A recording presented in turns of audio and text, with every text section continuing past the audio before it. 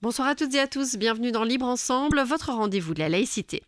Le clitoris sera au cœur de notre émission ce soir. Le clito, le bourgeon, le bonbon, le bouton de rose, l'écrevisse, la fraise, la perle ou quel que soit le nom qu'on lui a donné au fil des siècles, le clitoris est le grand oublié du corps des femmes, le grand absent des planches anatomiques.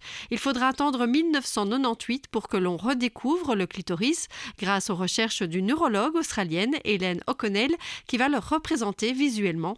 À travers cet oubli, c'est le plaisir des femmes qu'on a voulu étouffer, confisquer, un plaisir toujours tabou aujourd'hui. Comment rendre aux femmes la liberté d'avoir du plaisir? On en discute ce soir. Libre Ensemble, Vinciane Colson, Jacques Nizan. La confiscation politique du plaisir des femmes, on va en discuter avec nos trois invités dans le cadre d'une exposition qui s'est ouverte cette semaine à l'ULB, l'expo Clito, la seconde origine du monde. C'est son titre et elle est ouverte au public dans la salle Allende sur le campus du Solbosch à Ixelles. Alors j'ai le plaisir d'accueillir en studio Sylvie Losberg, bonsoir. Bonsoir. Vous êtes historienne, psychanalyste et directrice de la cellule études et stratégies au Centre d'action laïque. À vos côtés, Alexandra Detro, bonsoir. Bonsoir. Vous êtes psychologue clinicienne, sexologue et vous exercez depuis une vingtaine d'années. Et enfin, Joëlle Winkel, bonsoir. Bonsoir. Vous êtes kinésithérapeute spécialisée en périnatalité, formatrice également en mécanique du bassin. Alors, Sylvie Losberg, j'ai parlé de la redécouverte du clitoris en 1998, mais on parle bien de redécouverte parce qu'en fait, on savait qu'il existait, ce clitoris. En 1559, Rialdo Colombo avait déjà fait référence au plaisir et il parle du clitoris comme le siège de la délectation des femmes. Alors, comment expliquer qu'on l'a rayé de la carte pendant si longtemps ? Alors là, on est en pleine Renaissance et ce qui va se passer dans l'histoire, c'est quand même la mainmise sur les États d'une politique à la fois patriarcale et religieuse. Très clairement, à l'époque contemporaine, en Belgique par exemple, dès qu'on a été sous régime français, on a adopté le Code civil de Napoléon qui estime que les femmes sont des non-sujets. C'est comme les condamnés, les personnes déficientes et les enfants, les femmes n'ont pas de droit. Même pas sur leur propre corps. Pourquoi ? Parce que ce qu'on cherche à mettre en évidence, c'est la nécessité de faire des enfants et les femmes ont été considérées, même par la médecine très longtemps, comme des simples réceptacles. Et quand on fait des enfants, il faut que ce soit des enfants du mari. Et donc la question du plaisir féminin, c'est au fond la question du vice.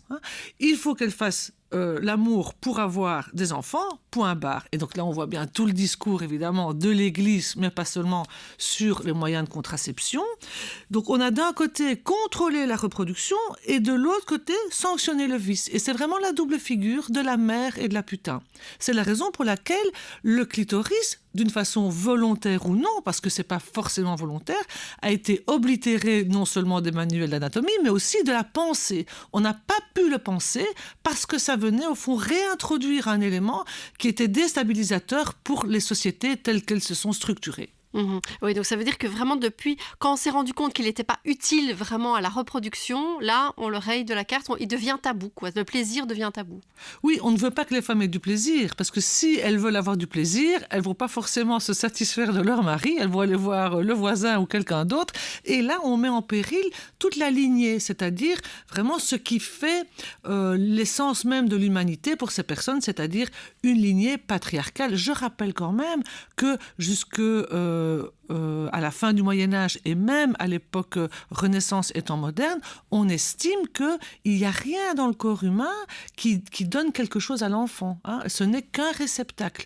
Et après, on va découvrir en fait les ovaires, ce qu'on appelle les gonades, donc les organes reproducteurs, à travers la question des douleurs des femmes. Et là, peut-être, on aura une ouverture vers, je dirais, une compréhension un peu plus fine de ce que c'est la sexualité et la reproduction au féminin. Mais je pense que ça, on va pouvoir en parler un peu plus tard. Mais oui, mais donc on continuera à en parler. Mais c'est vrai qu'Alexandra Detro, est-ce que ce tabou autour du clitoris et donc du plaisir sexuel féminin, on voit qu'il est historiquement ancré, mais est-ce qu'on peut dire qu'aujourd'hui, c'est toujours un tabou ? Alors, heureusement, de moins en moins, grâce entre autres à l'exposition du Clito et l'émission qu'on organise aujourd'hui. Mais c'est vrai que dans le décours du XXe siècle, il y a eu quand même des pionniers au niveau de la sexualité humaine. Je citerai Alfred Kinsey, qui était en fait un biologiste qui, dans les années 40-50, en fait, a mené des enquêtes auprès de, je crois, 600 personnes, hommes et femmes. Et il est un des premiers à avoir remarqué qu'en fait, la masturbation était une pratique tout à fait normale et présente chez les hommes comme chez les femmes. Vous avez aussi William Masters, qui est gynécologue, et Virginia Johnson, qui est sexologue, qui, dans les années 60 et 70, qui ont aussi étudié en fait le comportement sexuel humain, qui ont développé des thérapies sexologiques. Ils ont aussi mis en évidence les différentes phases de la réponse sexuelle féminine et masculine. Donc, malgré la présence de ces pionniers, il y a quand même eu des théories très délétères concernant la sexualité féminine. Je citerai les plus connus. Il y a d'abord Freud, qui en 1905, dont les 3 essais sur la théorie sexuelle, qui affirmait qu'en fait le clitoris c'était un reliquat embryonnaire, donc c'était un pénis tronqué auquel les petites filles devaient renoncer justement dans l'espoir de devenir des femmes, elles devaient renoncer pour s'intéresser à leur vagin. Et donc, il considérait que le plaisir sexuel était proprement masculin. Et donc, les petites filles qui développaient leur envie du pénis, donc ça c'est le concept qu'il avait développé, donc il invitait les femmes à ne pas chercher en tout cas de plaisir, ne pas chercher à être des petits garçons, et que pour devenir une femme, elle devait effectivement s'intéresser à son vagin. Et donc, vous avez une autre théorie qui a été assez néfaste concernant la sexualité féminine. Le livre qui a été édité en 1982 par Ladas Perry-Whipple, donc sur le point G. Ils sont partis en fait d'une poignée de témoignages de femmes, mais qui n'ont pas validé scientifiquement. Et en fait, cette théorie a eu vraiment des effets désastreux, parce que moi, depuis une quinzaine d'années, quand je vois des femmes en consultation qui me demandent « Mais au fond, madame, où se trouve mon point G ? Je le cherche, je ne le trouve pas. » Et je leur dis « Écoutez, ne le cherchez pas, il n'existe pas. » Donc, en fait, ce livre a eu en fait un retentissement assez important dans les années 80. Il a été vendu en plusieurs millions d'exemplaires, et donc il a détourné aussi l'attention des femmes, et des hommes aussi, donc du clitoris vers le vagin. Et donc, pour revenir sur Hélène O'Connell, dont vous parliez tout à l'heure, elle a mené une étude en 2017 et elle a observé et étudié une dizaine de cadavres de femmes et elle a observé que dans le vagin, il n'existait pas de structure anatomique distincte du clitoris capable de provoquer un orgasme. Donc, il n'y a pas d'orgasme distinct du clitoris. Donc, s'il y a un orgasme pendant une pénétration vaginale, il s'agit en fait d'un orgasme clitoridien. D'accord. Alors du coup, quand on entend tout ça, je me tourne vers vous, Joëlle Hunkel, parce que est-ce que les femmes... si on écoute Alexandra De Traux, on voit qu'en fait beaucoup de femmes ne connaissent pas nécessairement bien leur anatomie, ne connaissent pas nécessairement le fonctionnement du plaisir sexuel féminin. Ça, vous le constatez dans les patientes que vous avez ? Alors moi, ça fait plus de 30 ans que j'exerce et j'ai vu une évolution quand même. Mais ce qui est quand même très interpellant, c'est que c'est souvent à travers la souffrance que les femmes découvrent leur corps. C'est-à-dire quand elles ont eu mal ou qu'elles ont eu des difficultés dans leurs relations sexuelles ou après un accouchement qui a été pénible. Et donc on parle rarement de plaisir en consultation. Oui, on parle plutôt de douleur. Ça veut dire qu'on associe à la douleur. Donc énormément de femmes consultent pour des douleurs. Elles consultent pour des douleurs ou pour des problèmes où elles n'arrivent pas à satisfaire le besoin de leur conjoint, dans la pénétration par exemple, ou parfois simplement elles ne comprennent pas du tout qu'il y a moyen d'avoir du plaisir. Je suis très étonnée de voir des femmes, j'ai eu quand même beaucoup de femmes que j'ai préparées à l'accouchement, accompagnées à l'accouchement, rééduquées après, qui n'avaient jamais imaginé qu'elles pourraient avoir autant de plaisir que par après tout un travail qu'elles ont fait avec des collègues à moi ou des personnes comme Madame de Traux en psycho et en sexualité, etc. Donc, en fait, moi, ce qui m'interpelle, c'est le plaisir est rarement ce qu'on recherche. Et donc, comment vous même dans les séances. Donc, je veux dire, les gens viennent faire leur rééducation, les femmes viennent avec plutôt... on va faire sa rééducation parce qu'il faut le faire, c'est important. Alors, et la notion de plaisir n'est pas du tout la première préoccupation. Exactement. Alors que pour moi, c'est vraiment quelque chose... La même chose avec des femmes âgées qui viennent pour des troubles de continence ou autres. C'est d'abord le plaisir de se redécouvrir ou de se découvrir pour une fois. Et donc, c'est vrai que l'anatomie... Parfois, on la présente fort sur des papiers. Et donc, moi, dans ma façon de travailler, j'ai toujours voulu que les femmes touchent. Bon, il y a la fameuse phrase de Michel-Ange, toucher donne existence, qu'on ne peut montrer différemment. C'est vrai que le petit garçon, lui, il a son sexe qui est extérieur, donc il le touche facilement, même sans le vouloir. La petite fille, il faut qu'elle aille toucher.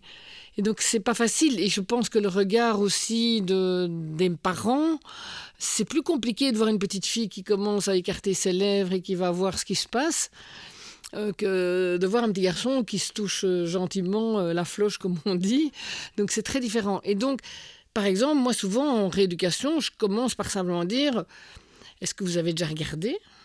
Est-ce que vous avez déjà mis un miroir ?» Donc, je conseille souvent aux femmes simplement de mettre un miroir. Et les femmes disent « Ah non, mais c'est pas beau. » Déjà, il y a tout ce côté pas beau. Comme si un sexe d'homme et des testicules pouvait être très joli aussi. Enfin, je veux dire, c'est pas une question d'esthétique, c'est une question... voilà. Donc, c'est vrai qu'aller découvrir et voir des vulves différentes, ça permettrait vraiment de ce que les femmes puissent déjà se trouver belles. Souvent, elles veulent refaire de la chirurgie déjà, elles veulent correspondre à un modèle, alors que, voilà, il n'y a pas de vulves les mêmes, il n'y a pas de clitoris les mêmes, il n'y a pas... Et donc voilà, de se toucher. Moi, je suis vraiment dans l'idée de se toucher. Et moi, ça me dérange en tant que kiné. Pourtant, il y a énormément de gens qui travaillent comme ça. Les sages-femmes ont un toucher très respectueux. Beaucoup de kinés aussi, je ne vais pas revenir là-dessus. Mais je trouve que toucher une intimité que la propre femme ne connaît pas devrait être première par la femme elle-même dans son intimité, et pas un professionnel qui arrive avec des gants en plastique et qui viennent toucher. Donc moi, je préfère que les femmes commencent par découvrir, et je leur dis toujours, partez avec cette idée que c'est magnifique et que c'est joli. Alors, j'ai envie de vous faire réagir, Sylvie Losberg, sur peut-être quelque chose qui a été dit au début de l'intervention de Joël Winkel, c'est la question de la douleur. On a l'impression que les femmes et les médecins, ou la médecine qui s'est intéressée aux femmes, à la santé des femmes, à la sexualité des femmes, ça a toujours été pour cette question de la douleur. Même Freud aussi s'est intéressé un peu quand même à la sexualité des femmes, mais via ce prisme, on va dire, de la douleur. On voit la sexualité pas du tout, de nouveau, dans l'histoire, comme un plaisir quand on parle de la sexualité des femmes. Oui, certainement sur le plan médical, c'est la question de la douleur qui permet finalement une exploration et une meilleure compréhension de comment le plaisir vient aux femmes. Je suis toujours assez embêtée quand on jette Freud avec l'eau du bain, parce qu'il faut quand même replacer Freud dans son temps, et qu'il a quand même permis aux femmes de parler de la question de la sexualité à une époque où c'était tout à fait interdit et où elles n'avaient aucun accès à rien du tout. Donc la question de la douleur, c'est pas seulement la douleur physique, c'est aussi les manifestations hystériques, les crises de nerfs. Et à travers Mesmer d'abord, l'hypnose et Freud ensuite, on va faire un lien entre finalement ces troubles des femmes qui sont liés à quelque chose de la sexualité qui est barrée. Et à partir de là, on va travailler plutôt sur aussi le psychisme du plaisir. Et on sait très bien qu'on peut avoir un plaisir mécanique, mais que il y a beaucoup aussi de psychisme, l'accès au fantasme, la possibilité finalement de conjoindre en nous des choses qui nous échappent, que ce soit du côté de l'esprit ou du côté du corps.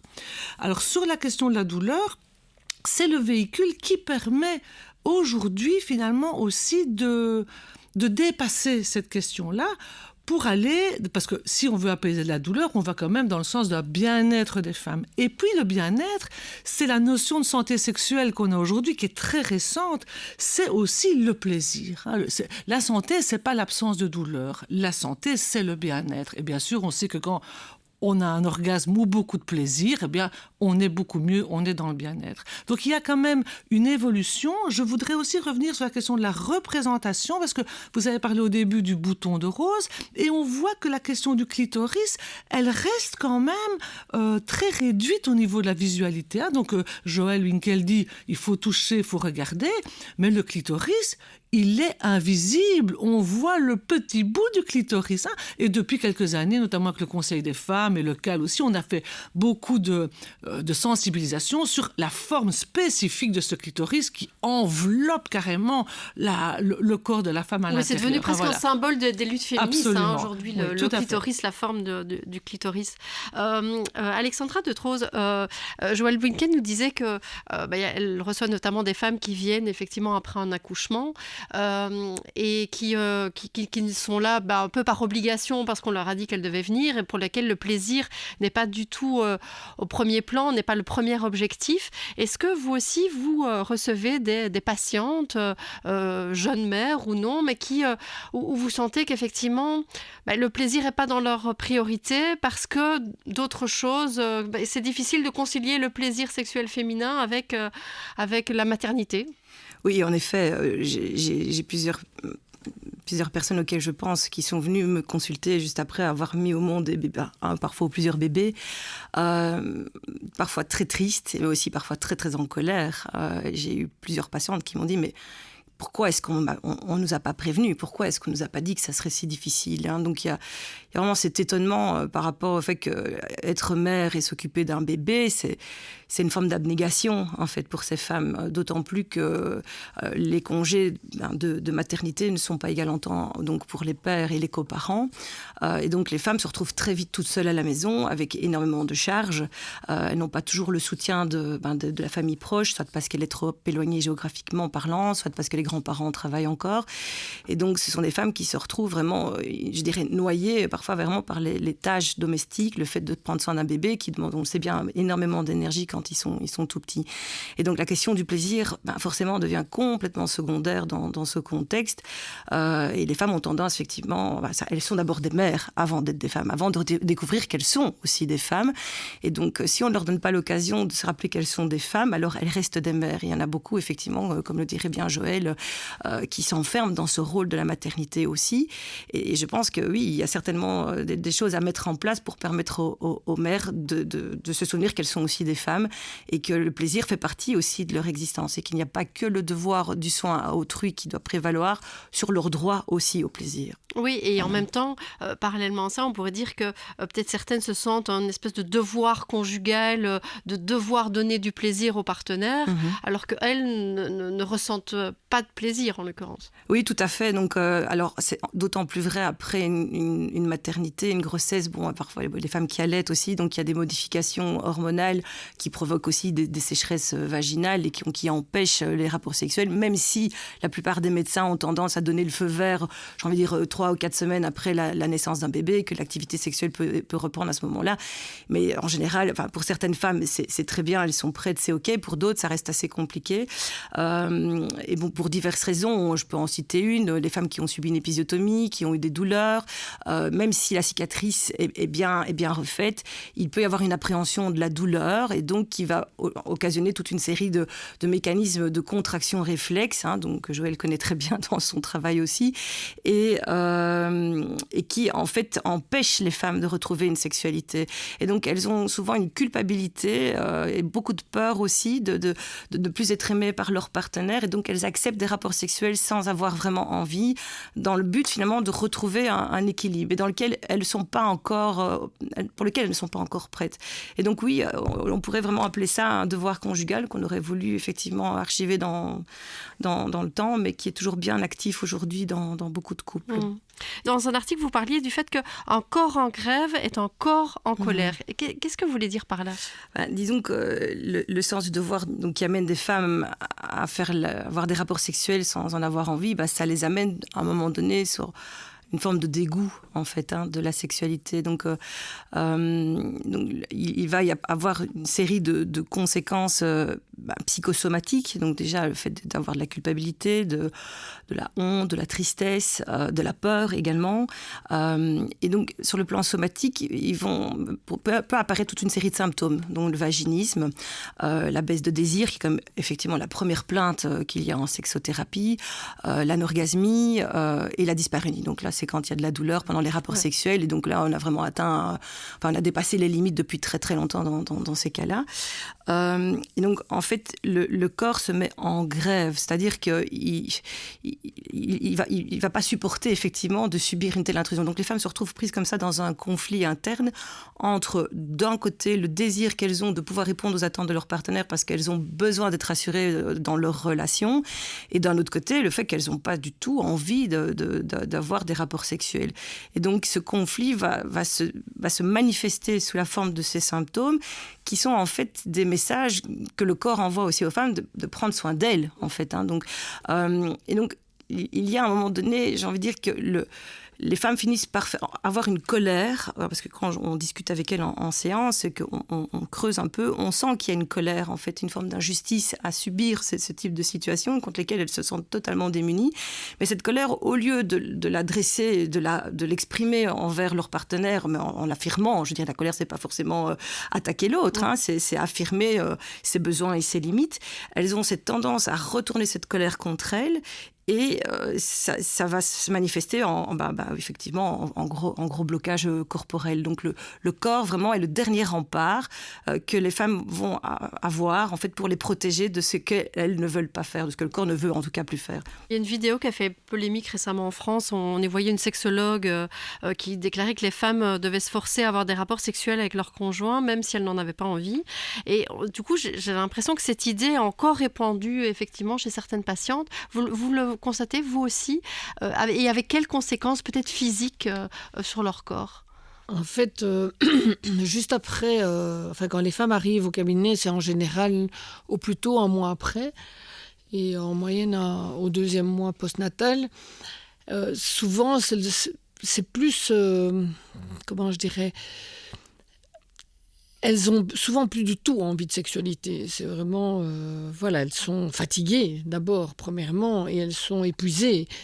Et souvent, elles sont aussi dans un apprentissage de se retrouver dans un triangle à 3 ou à 4, ça dépend. Et c'est vrai que ce que moi j'ai remarqué quand même, c'est que dans la majorité des couples, c'est quand même les femmes qui sont des locomotives pour faire avancer les choses.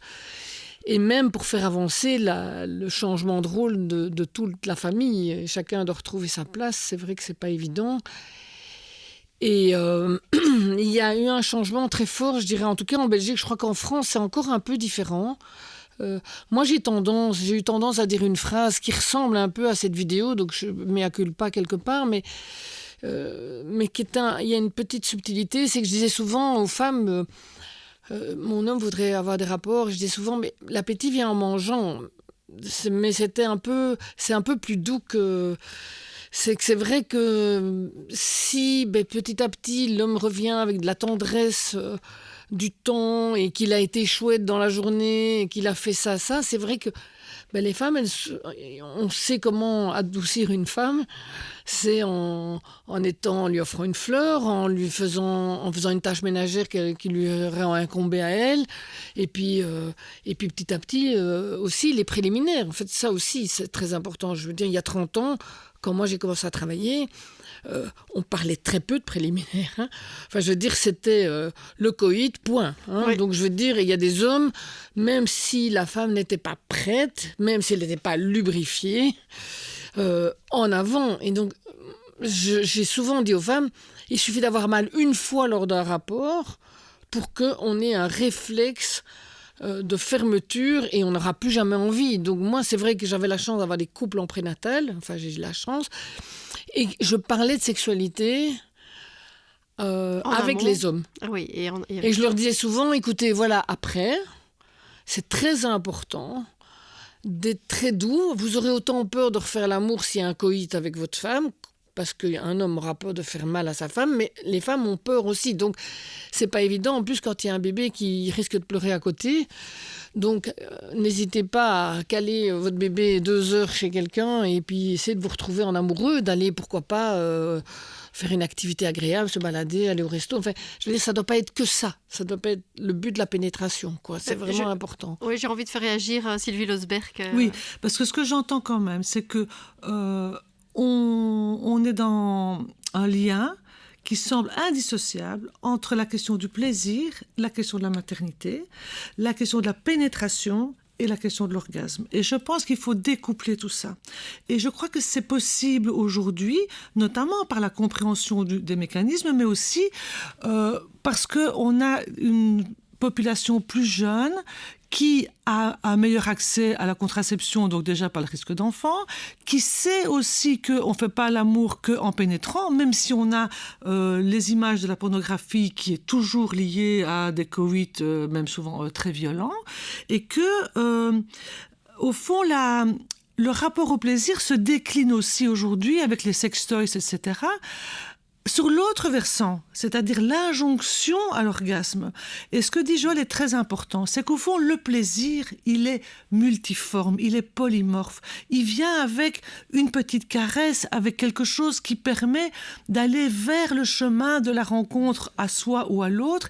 Et au fond, tout est sexuel, en clair. Je veux dire, une caresse dans les cheveux, ça peut provoquer beaucoup de plaisir, alors qu'une pénétration peut ne pas en provoquer. Et donc, je crois qu'on doit vraiment... Et c'est pour ça que cette exposition est très importante, parce qu'elle montre à quel point, finalement, il y a aussi des espaces très créatifs, très ludiques, et qu'il faut les investir pour pouvoir, finalement, s'approprier quelque chose de soi-même et avoir un plaisir qui n'est pas... tel ou tel. C'est vraiment polymorphe. Et ça, je crois que c'est vraiment aujourd'hui, on est dans, je pense, un moment de l'histoire où c'est tout à fait possible et cette exposition le démontre. Oui, d'où l'importance effectivement d'avoir ce genre d'exposition qui sensibilise, qui informe, qui change le regard aussi sur la sexualité, notamment des femmes. Alexandra Detro. Ah oui, absolument. Je trouve que c'est une très belle opportunité. Moi, j'ai fait mon travail de fin d'études sur le clitoris il y a 15 ans, donc je suis ravie qu'aujourd'hui, effectivement, on puisse le mettre en avant et rappeler, expliquer comment il fonctionne. Mais il n'y a pas que la notion de plaisir clitoridien, comme vous le dites très bien, Sylvie Losberg, que le plaisir se trouve à différents domaines de l'existence. Et d'ailleurs, quand une femme vient pour un problème de désir, la question que je vais d'abord lui poser, c'est quel plaisir trouvez-vous encore dans votre existence ? Et c'est pas uniquement sur le plan sexuel. Je pense que le point de départ, c'est de savoir aussi quelle place est-ce qu'elle a encore pour du désir dans sa vie, en fait. Donc il y a beaucoup de femmes qui sont toujours très très concentrées, qui ont leur attention très focalisée sur le bien-être de leur partenaire, le bien-être des autres, ce qu'on nomme encore une fois ce fameux devoir de soin à autrui. Et donc elles en oublient aussi qu'elles ont aussi des droits, en fait. Elles ont le droit de se faire du bien. Mais on dirait que vraiment que c'est inscrit comme ça culturellement, socialement, que les femmes ont vraiment cette obligation de prendre soin des autres et de les faire passer avant leurs propres besoins. Et donc ici, je trouve qu'on rend un bel hommage aux femmes. Et donc je trouve que cette exposition est une très belle occasion. Oui, on en revient à ce qu'on disait effectivement de cette confiscation du plaisir par l'histoire, par le patriarcat, par la politique, de façon générale. Est-ce que les VRAS aussi, j'imagine, ça va aussi participer à cette amélioration ? Pour moi, c'est essentiel. C'est essentiel. Il faut en parler depuis que les enfants sont petits. Il faut vraiment...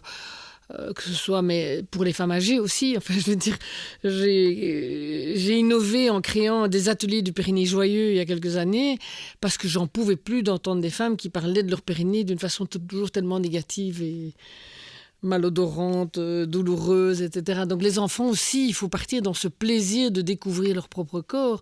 Et par exemple, pour la grandeur du clitoris, moi je suis encore étonnée de voir les femmes. On a reçu des petits modèles de clitoris au départ qui mesuraient 2-3 cm, alors qu'un clitoris d'une femme, les corps du clitoris sont à peu près la longueur des index d'une femme. Donc c'est à peu près c'est la même taille qu'un sexe d'homme au repos, un clitoris au repos. Et donc c'est pas un petit machin qu'on nous a vendu comme c'est un clitoris plutôt d'enfant, donc on peut montrer aux petites filles, et donc c'est très chouette. Moi je vais beaucoup en Espagne, elles ont bien avancé, elles viennent de créer un immense clitoris avec un tunnel et un vagin et un... Voilà. Et puis, elles font des tricots, des crochets pour aller dans les classes, montrer les clitoris aux enfants et que ce soit... Mais donc, les VRAS, pour moi, c'est essentiel. Ouais. Je vais inviter nos auditeurs à se rendre dans cette exposition. Donc l'expo Clito, la seconde origine du monde, ça se passe sur le campus du Solbosch à l'ULB, donc jusqu'au 9 mai. Vous signalez aussi que Sylvie Losberg donnera dans ce cadre-là une conférence le 12 mars à 18h30 sur cette question de la confiscation politique du plaisir. Conférence avec la possibilité de discuter. Voilà. Conférence et discussion autour de cette thématique. Vous signalez aussi qu'il y a un colloque qui a eu lieu l'année passée autour de cette question des grossesses maternité avec cette injonction justement au plaisir et les actes du colloque vont sortir dans quelques jours. Là, ils seront disponibles sur le site laicité.be. Merci beaucoup à toutes les trois de nous avoir éclairés. On voit qu'il y a plein de pistes à explorer. Donc, merci à vous de nous avoir suivis et une belle soirée à tous.